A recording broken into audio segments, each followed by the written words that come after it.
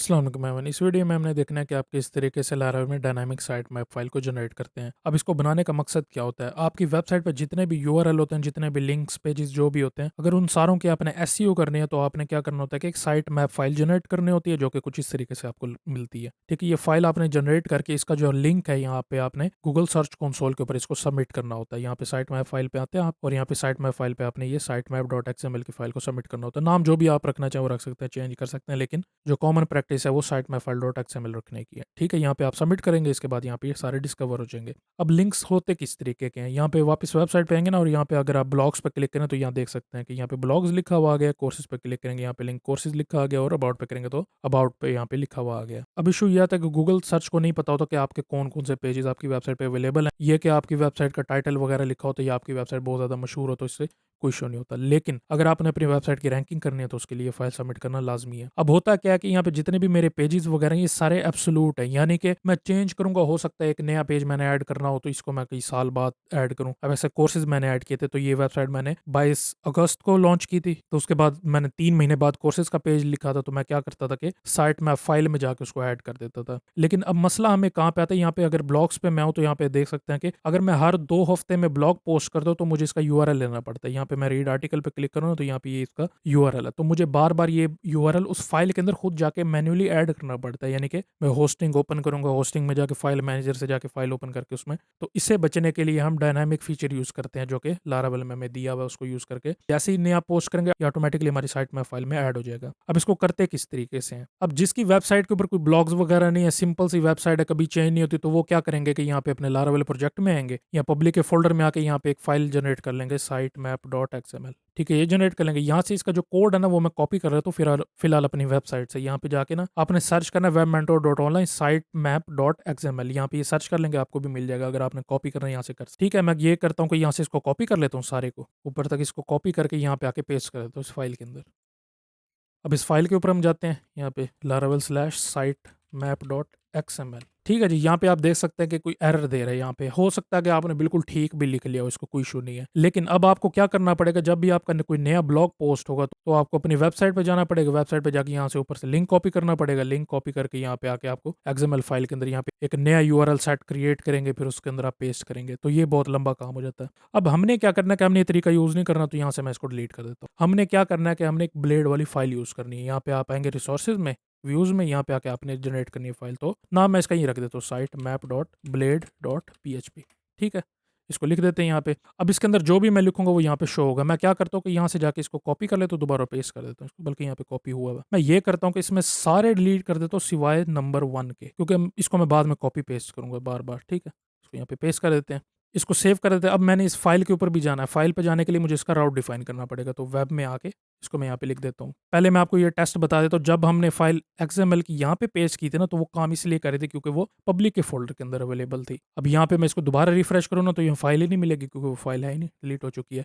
अब हमने ये लिंक क्रिएट करना है, तो सेम क्रिएट करेंगे, साइट मैप डॉट एक्सएमएल के नाम से ही क्रिएट करना है इसको। इसको यहाँ से मैं कॉपी कर लेता हूँ। यहाँ पे आपने लिखना है रूट, ठीक है, और इसको गेट का मेथड हम करना है, हमने इसको गेट का मेथड रखेंगे। यहाँ पे आपने आके पेस्ट कर देना है साइट मैप डॉट एक्सएमएल, यानी कि जो हम अपने डोमेन के साथ लिखेंगे, मेन डोमेन के साथ। और आगे फिर यहाँ फंक्शन आ जाएगा, फंक्शन के साथ आपने रिटर्न करा देना फंक्शन को, तो रिटर्न व्यू साइट मैप, जो हमारी फाइल का नेम है, हम सेलेक्ट कर लेंगे और इसको एंड कर देंगे यहाँ पे। इसको सेव करके दोबारा एक दफ़ा फाइल पे जाते हैं, यहाँ पे इसको स्कैन करते हैं दोबारा, सेमी कॉलन में भूल गए हैं, इसको दोबारा यहाँ पे जाके रिफ्रेश करते हैं पेज को। ठीक है, यहाँ पे ये शो हो गया, लेकिन यहाँ पे एक इशू है कि ये इस तरीके से नहीं लिखा हुआ नजर है जैसे यहाँ पे आ रहा है। इसको करने के लिए आपने ना इसकी टाइप चेंज करनी होती है। जैसे बाकी लैंग्वेजेस में आपने हो सकता है देखा हो content type application slash Jason हम करते हैं, तो यहाँ पर भी आपने सेम तरीका करना है। यहाँ पे आपने ना डायरेक्ट व्यू नहीं करना, अब आपने रिस्पॉन्स जनरेट करना है। रिस्पॉन्स में व्यू आ रहा है, व्यू के साथ आप हेडर देंगे, तो किस तरीके से करना है, इसको यहाँ से कट कर लेना है, अपने यहाँ पे लिखना है रिस्पॉन्स।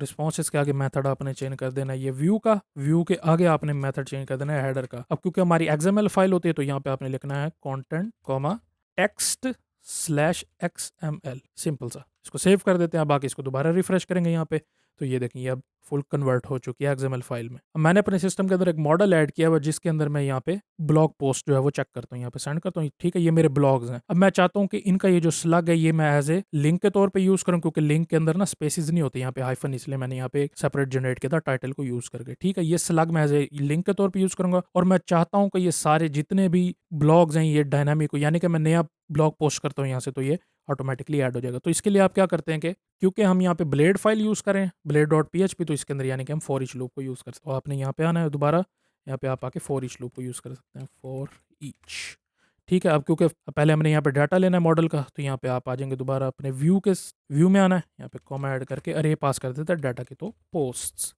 इसका आगे चेंज कर देंगे पोस्ट ऑल, जितनी भी पोस्ट है वो सारी यहाँ पे फैच हो। इसको सेव कर देते हैं, सेव करके यहाँ पे अब आके जो हमने वेरिएबल दिए पोस्ट का, इसको यहाँ पे लिख लेना है और इसको हम एज ए पोस्ट ले लेते हैं। अब मैं क्या करता हूँ कि इसको यहाँ से कॉपी करके ना यहाँ पेस्ट कर देता हूँ और इसके जो मैंने URL है इसके जगह ना मैं यहाँ टाइटल ले लेता हूँ। पहले आपको एक टेस्ट करके दिखाता हूँ इसको, तो पोस्ट के अंदर टाइटल, ठीक है। इसको सेव कर देते हैं। अब आके इसको एक दफ़ा रिफ्रेश करेंगे तो ये देखें जितनी हमारी पोस्ट पहले से ऐड की हुई थी इसमें 1 2 3 4 ये सारी यहाँ पे शो हो गई और यहाँ पे देख सकते हैं कि इनका टाइटल आ गया। यहाँ पे आपको वेबसाइट में एग्जांपल दिखाता हूँ, यहाँ पे लिंक है हमारा, लिंक के आगे यहाँ पे ब्लॉग लिखा हुआ है और ब्लॉग के आगे जो यहाँ पे ये पूरा सेट दिया हुआ है। तो इसको आप इस तरीके से आप करेंगे कि यहाँ पे हमने पहले लिखना है ब्लॉग, या पोस्ट भी आप कर सकते हैं पोस्ट स्लैश, और इससे पहले आपने अपनी डोमेन लिखनी होती है। अब हमारे केस में क्योंकि हम लोकल होस्ट पे, तो जारी बात है हमारा 127.0.0 जो यहाँ पे लिखा हुआ है ये वाली यहाँ पे डोमेन आएगी, ठीक है, जैसे यहाँ पे लिखा है। लेकिन अगर आपने होस्टिंग पे ऐड कर दिया तो ये होस्टिंग वाली यूज़ होती है यहाँ पे, ठीक है। तो इसको करने का ये तरीका है कि आपने यहाँ पे सिंपल ले लेना है करली ब्रैकेट्स URL का मेथड और इसके अंदर आपने स्लैश पास कर देना। क्यों? क्योंकि स्लैश जो है वो हमारे डोमेन को ही रिप्रेजेंट करती है, यानी कि होम पेज। इसको सेव कर देते हैं और जाके यहाँ पे इसको रिफ्रेश करेंगे तो आप देख सकते हैं कि यहाँ पे हमारा डोमेन आ गया स्लैश पोस्ट स्लैश आगे फिर लिंक जो है वो हमारा क्रिएट हो गया। लेकिन इसको मैं यहाँ पे टाइटल की जगह स्लग से रिप्लेस कर देता हूँ, तो टाइटल की जगह स्लग। इसके दोबारा चेक कर लेते हैं, यहाँ पे रिफ्रेश करेंगे, ये देखें, ठीक है, अभी ये स्लैग के साथ रिप्लेस हो गई है। अब यहाँ पे दो चीज़ें और रह गई हैं वो मैं आपको एक्सप्लेन कर देता हूँ। यहाँ पे आपका जो मेन लिंक होगा यानी कि आपकी मेन डोमेन इसकी प्रायोरिटी 1 रख दें और जितने भी ब्लॉग्स होंगे रैंडम इसकी आपके ना 0.80 रख देनी है, तो 0.80 इसको सेव कर देंगे। अब आपने यहाँ पे इसकी जो डेट है वो भी आपने जब वो पोस्ट क्रिएट हुई थी वो देनी होती है। तो यहाँ पे आपने लिखना है करली ब्रैकेट्स देके पोस्ट के अंदर से ले लेंगे created_at और फिर इसका आपने टाइम जोन चेंज करना होता है, तो TZ इसके अंदर आपने देना UTC और इसके आगे आपने मेथड चेंज कर देना एक और टू एटम स्ट्रिंग, ठीक है जी। इसको सेव कर देंगे, यहाँ पे आके इसको टेस्ट कर लेते हैं दोबारा, ठीक है जी। यहाँ पे आप देख सकते हैं कि जिस डेट को ये क्रिएट हुए थे वो यहाँ पे लिखे हुए आ गए, यानी कि 19 जनवरी 2023। अच्छा, अब जब आप ये XML फाइल को सबमिट करेंगे तो यहाँ साइड मैप्स पे आना, यहाँ पे आके सिर्फ आपने इसका URL दे देना है। नाम इसका आप जो भी मर्जी रखना चाहे रख सकते हैं। यहाँ पे इसको एक दफ़ा सबमिट आपने कर दिया तो आपको बार बार करने की जरूरत नहीं है, क्योंकि यहाँ पे आपने चेंज फ्रीक्वेंटली लिखा हुआ है तो ये हफ्ते के बाद दोबारा चेक हुआ करेगी आपने कोई नई पोस्ट किया या नहीं, ठीक है जी। तो ये तरीका था, इस तरीके से करके आप साइट मैप फाइल को जनरेट करते हैं लारावेल में।